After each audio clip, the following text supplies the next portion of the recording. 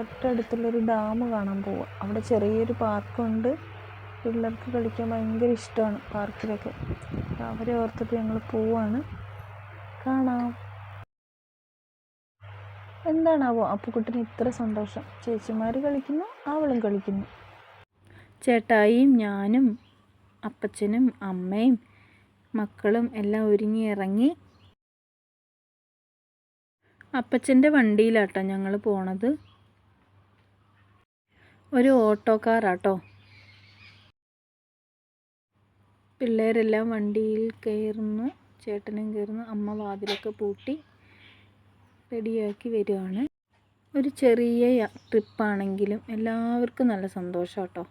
അതല്ല രസം. എപ്പോഴും വീട്ടിലിരിക്കാതെ ചെറിയൊരു യാത്രയാണെങ്കിൽ എല്ലാവരും കൂടി കുടുംബത്തോടു കൂടി ഒരുമിച്ച് പോകുമ്പോൾ എന്ത് രസമല്ലേ. ചെറിയ ചെറിയ മൊമെൻറ്റുകൾ നല്ല ഹാപ്പിയാണ്. അച്ചുക്കുട്ടി ടാറ്റ തരുന്നു, നീയ ചേച്ചി ടാറ്റ തരുന്നു, അമ്മ ടാറ്റ തരുന്നു. അതേ അപ്പുക്കുട്ടനിരിക്കുന്നു. അപ്പുവിനോട് ഞാൻ പറയുന്നുണ്ട് ടാറ്റ തരാനേ. അപ്പം തരൂ കേട്ടോ ടാറ്റ. അപ്പുക്കുട്ടനും ടാറ്റ തരുന്നു. എൻ്റെ അമ്മയുടെ ഇടയിൽ ഇങ്ങനെ ഇരിക്കുക. അതാണല്ലോ സേഫ്. ഒറ്റയ്ക്ക് ഇരുത്താൻ പറ്റില്ലല്ലോ, താഴെ വീഴും. അവൾക്കും ഭയങ്കര സന്തോഷം കേട്ടോ. എങ്ങോട്ടാണ് പോകണമെന്നൊന്നും അറിയില്ലല്ലോ. ആൾ ഭയങ്കര ഹാപ്പിയാണ്. ഇത് നമ്മുടെ വീട്ടിലോട്ട് പോണ വഴിയാട്ടോ. എന്നാ രസമെന്നറിയാം ഇവിടെ കാണാൻ. നല്ല രസമാണ്. നമ്മുടെ വീടിനടുത്ത് തന്നെ ഉണ്ടാവും മനോഹരമായ കാഴ്ചകൾ. അത് നമ്മൾ ശ്രദ്ധിക്കാതെ പോകുന്നതാണ്. നമ്മൾ ചുറ്റുവട്ടം ഒന്ന് നോക്കിക്കഴിഞ്ഞാൽ നമുക്ക് നല്ല ഭംഗിയുള്ള കാഴ്ചകൾ നമ്മുടെ വീടിനടുത്ത് തന്നെ ഉണ്ടാവും. ഇത് ഞാൻ എപ്പോഴും ഇതിൽ വരുമ്പോൾ ഞാൻ എൻ്റെ ഫോണിൽ ഇങ്ങനെ വീഡിയോ എടുക്കുന്ന സ്ഥലമാട്ടോ അത്. ഞങ്ങളുടെ പള്ളി എത്തി. പള്ളിയിൽ അവിടെ നിന്ന് പ്രാർത്ഥിച്ച് പോവാണ്.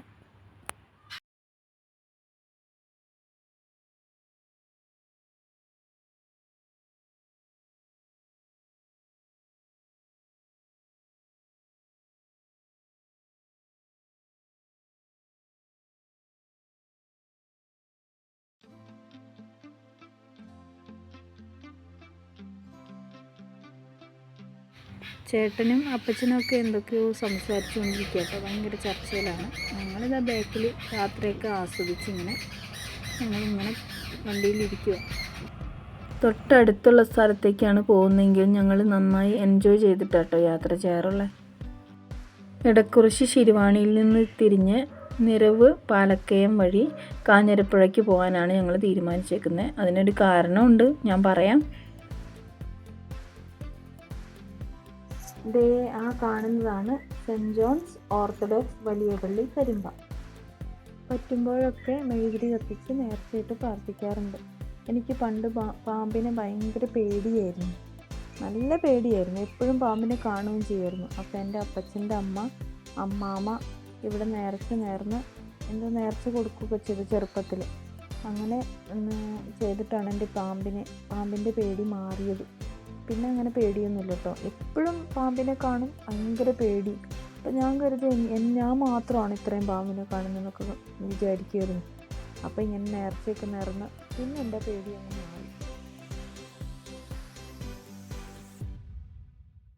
ചെറിയ യാത്രകളെയും ഇഷ്ടപ്പെടുന്നവർക്ക് വളരെ മനോഹരമായ സ്ഥലമാണിത്. എൻ്റെ ഓർമ്മ ശരിയാണെങ്കിൽ ഒരു 20 വർഷം മുന്നേ 5-6 വർഷം ഞാൻ ഇതിലൂടെ യാത്ര ചെയ്തിട്ടുണ്ട് കേട്ടോ.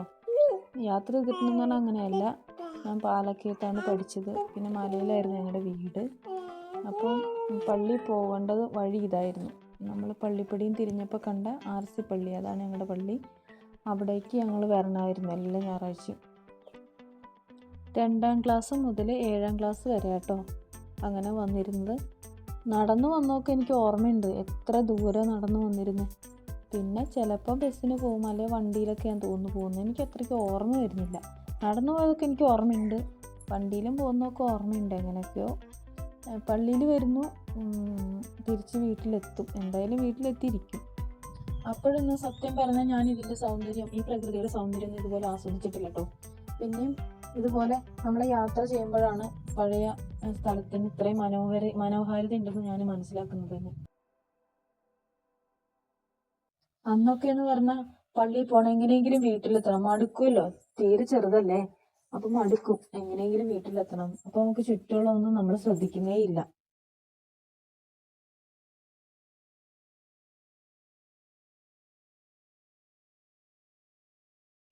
ഇത് ഞങ്ങൾ 3 വർഷം വാടകയ്ക്ക് താമസിച്ച വീടാട്ടോ ഈ കാണുന്നത്.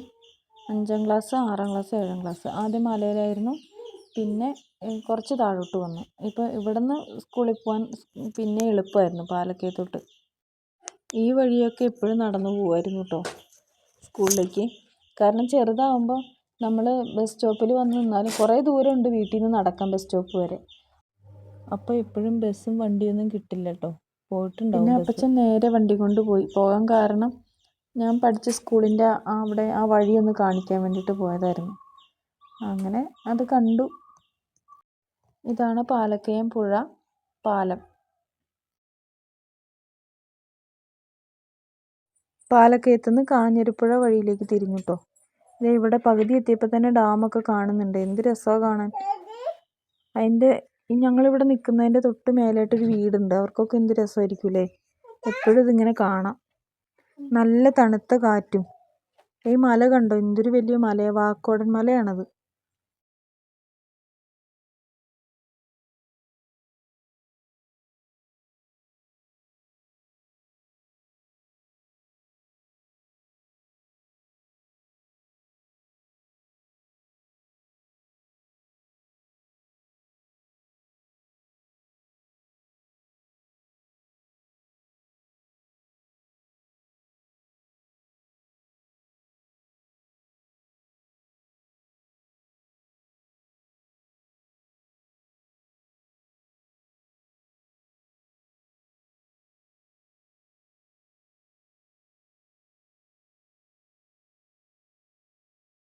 അപ്പുക്കുട്ടനും എല്ലാം കണ്ട് ആസ്വദിക്കുക കേട്ടോ. അവൾക്കിതൊക്കെ അറിയാൻ തോന്നണല്ലേ, വെള്ളം ചാടുന്നതും എല്ലാം. നല്ല തണുപ്പ്, നല്ല സുഖമല്ലേ, അതൊക്കെ എല്ലാം നിരീക്ഷിക്കുക അവള്. ഏതായാലും നമ്മുടെ ഒപ്പത്തിന് നിന്നോളും കക്ഷി.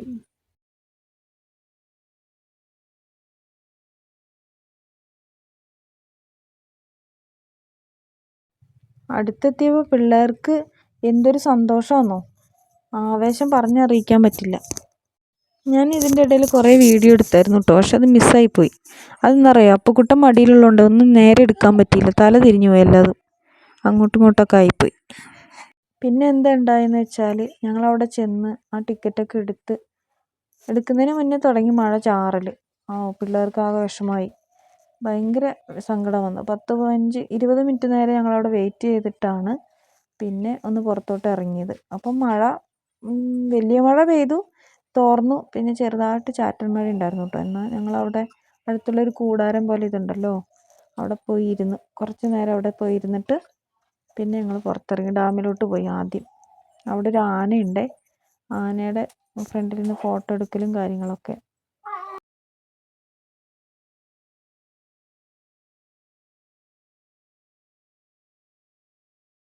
ഞങ്ങൾ വഴിയിലൂടെ പറഞ്ഞു പോകണം മൊത്തം ഇനിയും പെരുമഴ പെയ്താൽ എന്ത് ചെയ്യും. കാരണം ഞങ്ങൾ അവിടെ നിന്നപ്പോൾ മഴ പെയ്തുകൊണ്ടിരിക്കുമ്പോഴേ ഡാമിൽ പെട്ടുപോയവരുണ്ടായിരുന്നു ഇതിൻ്റെ മേലെ. അവർ നടന്നു വരുന്നത് കാണണം. കുറേ സ്കൂൾ കുട്ടികളും ഉണ്ട്.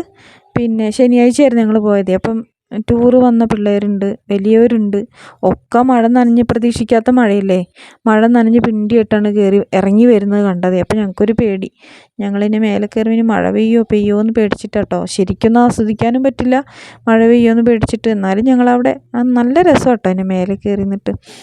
നല്ല സുഖമാണ്, നല്ല തണുത്ത കാറ്റും. എന്ത് രസമാണെന്നറിയോ, ഇങ്ങനെ ശാന്തമായൊരു, നമുക്ക് നല്ലൊരു കുളിർമ കിട്ടും മനസ്സിന് ഇങ്ങനെ അതിലൂടെ നടക്കുമ്പോൾ. പിന്നെ പിള്ളേരുടെയൊക്കെ സന്തോഷം കാണുമ്പോൾ, അവരുടെ സന്തോഷം കാണുമ്പോൾ നമുക്ക് നല്ല സന്തോഷമല്ലേ. അപ്പുക്കുട്ടനെ തൊപ്പിയൊക്കെ ഇടിയിച്ച്, ടർക്കിയിൽ തൊപ്പിയുണ്ട്, അപ്പം അതങ്ങനെ പുതയ്ക്കുകയും ചെയ്യാമല്ലോ. അങ്ങനെ തൊപ്പിയൊക്കെ ഇടിയിച്ച് ഇങ്ങനെ നടക്കുകയാണ്. ഞങ്ങൾക്ക് അപ്പുക്കുട്ടൻ്റെ കാര്യമായിരുന്നു പേടി. കാരണം എന്താണെന്ന് വെച്ചാൽ മഴ പെയ്താൽ കുടുങ്ങും. പിന്നെ റീൽസ് എടുക്കലായി, ഫോട്ടോ എടുക്കലായി. നല്ല രസമായിരുന്നു കേട്ടോ. അവിടെ കണ്ടോ, ബാക്ക്ഗ്രൗണ്ട് കാണുമ്പോൾ തന്നെ നിങ്ങൾക്ക് അറിയാമല്ലോ, നല്ല പച്ചപ്പാണ്, നല്ല മലയും പച്ചപ്പും വെള്ളവും. എൻ്റെ ആഗ്രഹം എന്താണെന്ന് വെച്ചാൽ എപ്പോഴും എല്ലാവരും സന്തോഷിച്ചിരിക്കണം. നമ്മുടെ കുടുംബക്കാരാണേലും ചുറ്റുമുള്ളവരാണേലും എപ്പോഴും ഹാപ്പി ആയിട്ടിരിക്കുന്നത് എനിക്കിഷ്ടം. എല്ലാവർക്കും സന്തോഷം വേണം, അതാണ് എൻ്റെ ആഗ്രഹം.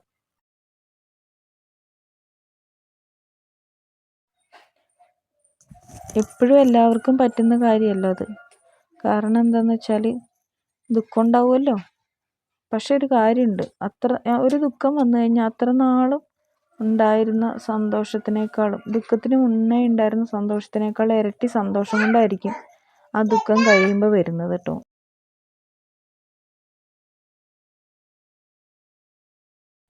ഡാമിൽ നിന്ന് താഴേക്ക് ഇറങ്ങി താഴെ ഗാർഡൻ ഉണ്ടല്ലോ അവിടെ വന്നു. സന്ധ്യയായില്ല അപ്പോൾ സന്ധ്യയായി. ഞങ്ങളിങ്ങനെ നടക്കുക കേട്ടോ. ഞാനും ചേട്ടനും അമ്മയും അപ്പച്ചനൊക്കെ മുന്നിൽ ഇങ്ങനെ നടന്നു. മഴ പെയ്തു തോർന്നാലും വെള്ളമാണെങ്കിലും പിള്ളേർ ഊഞ്ഞാലി കളിക്കുകയും റൈഡിലൊക്കെ കയറി കളിക്കുകയൊക്കെ ചെയ്തു കേട്ടോ. പക്ഷേ വീഡിയോ ഒന്നും എടുക്കാൻ പറ്റില്ല. ഈ നിറച്ച് വെള്ളമായതുകൊണ്ടേ പിള്ളേർ വീഴുമെന്നൊന്നും അറിയില്ലല്ലോ. ഈ വീഡിയോ ഇവിടെ അവസാനിക്കുക കേട്ടോ. എല്ലാവർക്കും താങ്ക് യു. അടുത്ത വീഡിയോയിൽ കാണാം.